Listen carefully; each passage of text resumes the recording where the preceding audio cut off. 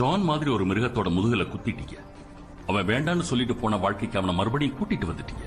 இனி அவன் எந்த விதத்திலையும் உங்களுக்கு கட்டுப்பட வேண்டிய அவசியமும் இல்லை. நீ யார்கிட்ட மோதிருக்கேன்னு உனக்கு தெரியல. யார்கிட்ட?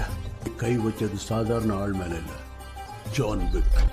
அவனை பத்தி கேட்ட எல்லா கதையும் மேலோட்டமா சொல்லப்பட்டதுதான். உண்மையான கதையை கேட்டா நீ செத்துருவ. போகிமேன் வந்துட்டான். ஆரம்பிக்கலாங்களா?